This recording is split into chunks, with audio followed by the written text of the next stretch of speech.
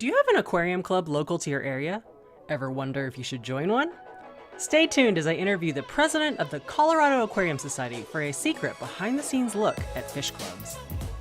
Hi, this is a gamer's wife, here with practical fish care tips to help busy aquarists spend more time enjoying their aquariums. And with me today is Ben Rogers, president of the Colorado Aquarium Society. Thanks so much for joining me today. Let's do a little background information. How did you get into fish keeping, and then how did you end up as a fish club president? So I started out, it was like 10 years ago. I was really interested in cichlids because of their parental behaviors and the way that the baby fish interact with the parents. And so I'd been keeping cichlids and breeding fish and bringing them into my pet store to sell. And at some point I lost my job. And I went into the pet store and I said, I love what you guys do. I'd love to work for you guys. And so I got a minimum wage job and did that for a bunch of years. Got into maintenance, taking care of other people's fish tanks on site in their homes. Did that for a bunch of years. I was active on the board for this club for 2 years. And then the previous president stepped down. Nobody was competing for it. And so I, became the president without any competition. So not very hard to do. Get volunteered for, or did you actually want to be the president? It was strongly suggested. So the way that it works with our club is when one president steps down, they recommend the next president. Oh, okay. Anybody that's been active on the board for at least a year can apply to be president. But you have to be on the board for a year, and really that's all you have to do. And how long have you been president? Like 2.5 years now. Yeah, just over 2.5 years. All right. Yeah. What would you say is your favorite thing and least favorite thing about being a Aquarium Society president? My favorite thing would definitely be the conventions. Bringing in a bunch of people from around the states to talk about, in my time we've done the killifish, we've done the plants, we've done, it was right before my time that we booked it, but we did the Marine Aquarium Society, we did the MACNA conference, cichlids were before my time, but we've had the cichlid conference as well. Those are absolutely my favorite things. That's like a huge amount of effort, though, yeah, right? Every year, we have different people come forward who want to bring different events, and those people suggest the events. The AGA is one of those events where one of our club members is very active. His name's Bruce Ferguson. Okay. Very active in the AGA, and at some point he came to us and said, I'd like to bring the convention here, and I said, you bet. We better ask the board, but you bet. Let's do it. Mm-hmm. If anybody asks, we've absolutely said yes. And so he just went with it, and then it showed up at our doorstep, Are conventions a losing proposition in terms of losing money? No, or they're is it, actually gaining. Okay. Yeah, we actually make money on most of the conventions we bring in. That money goes towards our auctions. We bring in fish for the auctions. And most of our events are at a loss. The event we just did at the Denver Zoo, the club paid out for every member more than $10. Okay. And so the conventions and things help support that. Okay. So. All right. I did not know that. Yeah. Okay. Final background question. What is the weirdest or funniest thing that has happened in the fish club while you were president? Man, I always love when people bring in the shell-dwelling fish, the little multifasciatus and the little yellow guys, and they'll have just a couple shells in the bottom of the bag, and they'll swear there's 8 fish in there.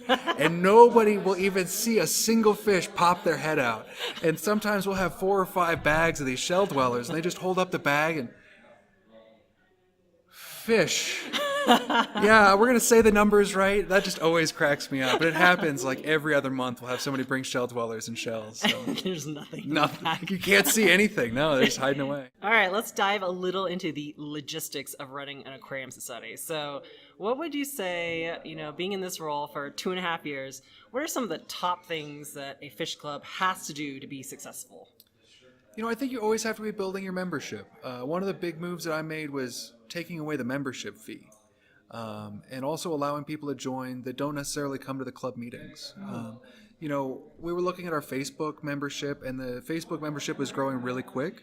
But a lot of those members can't come to the meetings for one reason or another. And so, just really outreaching to constantly be gaining members. At the big events like the auctions where we have more than 100 people, it's really easy to think about recruiting then. But really you need to recruit every month to keep the club healthy. So. Yeah, the Facebook group, I feel like, is pretty active. Like, do you know how many people are in it? I don't. I didn't look before. No. I will put the number on the screen. It's just like with the, like so many other things in the club where I let other people take leadership of the areas that I don't want to do as much. And Facebook is one of those things that I don't have as much time to do. I don't check on my Facebook ever. So checking on the clubs would be responsibility I'm not interested in. But we have a great team that do that and keep it going and help the club grow that way. So, I feel like, and like you great said, moderators. Yeah, like you said, they're very active and they help, help the membership. So cool.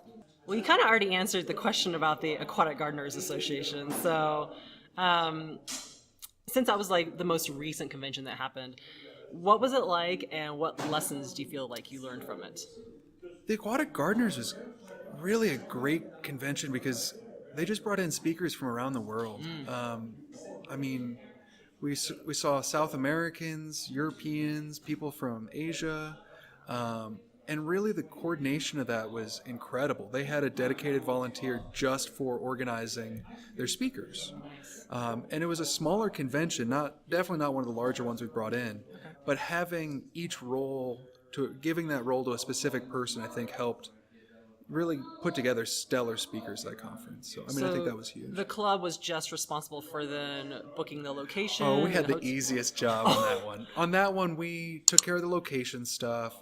We took care of basically logistics. Okay. The storing things beforehand, moving around donations. Volunteers. Obviously, the club does a bunch with volunteers. Killifish Association was another one of those. It was a similar size. That was 2 years ago. And they didn't have quite enough volunteers. Okay. And our club did a lot.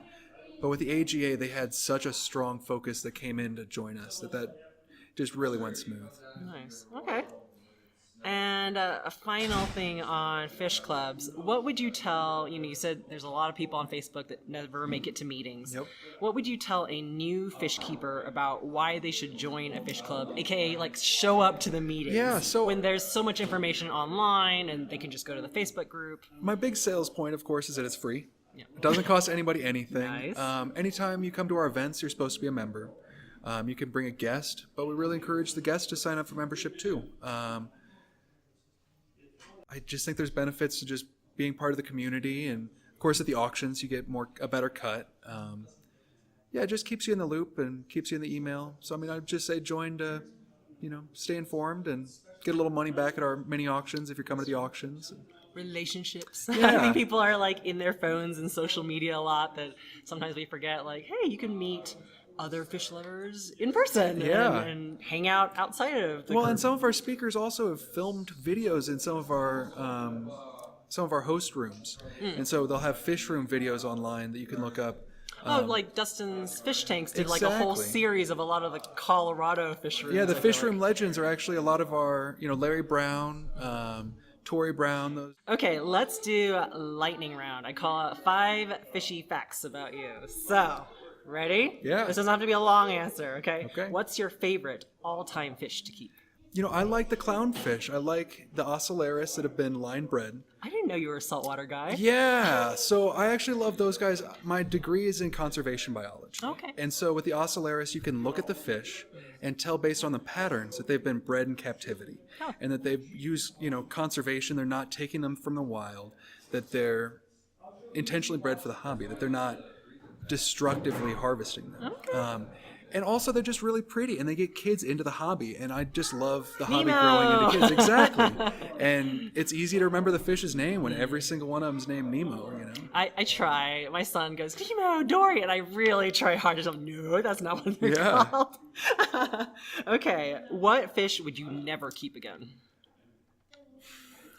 I'm really against the big plecos and the Oscars. Those are the things that I've had that I got like right off the bat, like everybody gets. You see them in the fish store and they're so pretty, and they're just inappropriate for the hobby, really. I don't think they should be encouraged or promoted because although they're easy to breed and easy to keep, it's not setting people up for success. They require a lot of room. Yeah. Okay, what's the fish that you recommend everyone try breeding at least once in their life? I think it's going to go back to those shell dwellers. The shell dwellers, Some sort of cichlids for sure. The cichlids that have the babies that run in and out of the mother's mouth. Okay. That have signaling between the babies and the parents. Okay. The mouth brooding. The shell dwellers, the mother and the babies will all be hiding in the shell. And some of the species, the males will run off with the shell. Females and babies and all, they'll just take it across the tank and claim it in their territory. You'll see the female chasing off the new male. And so I'd say cichlids. They're cheap, they're easy, they're pretty, yeah.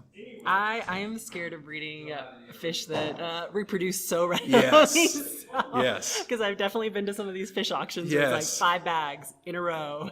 500 convicts. Yes. Number 4, do you keep other pets besides fish? I have a dog. Oh. I used to have a cat, and I love that cat to death. Not literally to death, but I miss him now. And I think I might get a cat in the future. Okay. But no promises. Final question. What is the best piece of advice you would give to a new fish keeper? I would say just ask questions. Ask questions in the fish store. Ask questions to other people that keep fish. Ask questions to your friends that, you think are going to steer you in the right direction because, everybody needs guidance when they get started out. Thank you so much for your time, Ben. Yeah. Okay, so for people who want to learn more about the Colorado Aquarium Society, where can they go? You can check out our website. You can come to one of our events. We have meetings just about every month. 10 months a year we do meetings. Check out our website. Check out our Facebook. It's good ways to get a hold of us. I will put links in the description. Hope you all enjoyed this interview with the president of the Colorado Aquarium Society. If you like this video, don't forget to give it a thumbs up, subscribe to the channel, and check out my Instagram, A Gamer's Wife, for daily updates. Take time to enjoy your aquariums, and I'll see you next time.